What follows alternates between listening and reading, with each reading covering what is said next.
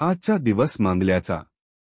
आजचा दिवस भारतीय गणराज्याचा. आजचा दिवस प्रत्येक भारतीयाचा, माझा, तुमचा, सगळ्यांचा. आजच्या या मंगलमय पावन दिवसाच्या कार्यक्रमाचे माननीय अध्यक्ष, व्यासपीठावरील प्रमुख अतिथी गण, पूज्य गुरुजन वर्ग व उज्ज्वल भारताचे देशदूत, माझ्या बंधू भगिनींनो, अनमोल योगदान दिले ज्यांनी भारतीय स्वातंत्र्यासाठी, त्या सर्व वीरांना, महापुरुषांना वंदन मी करतो.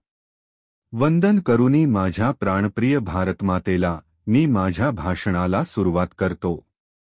आज आपला भारत देश प्रजासत्ताक दिन मोठ्या उत्साहात साजरा करत आहे.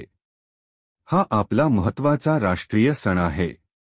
या सणानिमित्त आपणास हार्दिक शुभेच्छा. 15 ऑगस्ट 1947 रोजी आपला भारत देश ब्रिटिशांच्या जुलमी राजवटीतून स्वतंत्र झाला.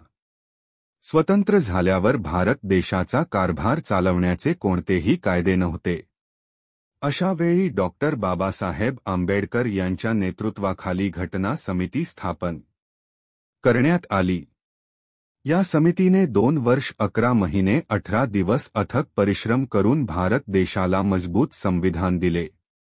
26 जानेवारी 1950 ला आपल्या देशामध्ये हे संविधान लागू करण्यात आले. आपला भारत देश सार्वभौम, लोकशाही, प्रजासत्ताक देश बनला. आपल्या देशाची राज्यघटना ही जगातील सर्वात मोठी लिखित राज्यघटना आहे. घटनेने आपल्याला हक्क आणि अधिकार दिलेले आहेत. आपल्या देशाला स्वतंत्र आणि प्रजासत्ताक करण्यासाठी अनेक शूरवीरांनी आपल्या प्राणांचे बलिदान दिले. त्या शूरवीराचे आपल्यावर खूप उपकार आहेत. त्यांच्यामुळेच आज आपण सुखाचे दिवस जगत आहोत. आज देखील आपले भारतीय जवान डोळ्यात तेल घालून मातृभूमीचे रक्षण करण्यासाठी सीमेवर खडा पहारा देत आहेत. या जवानांना माझे कोटी कोटी प्रणाम. एवढे बोलून मी माझे भाषण संपवतो. जय हिंद, जय भारत.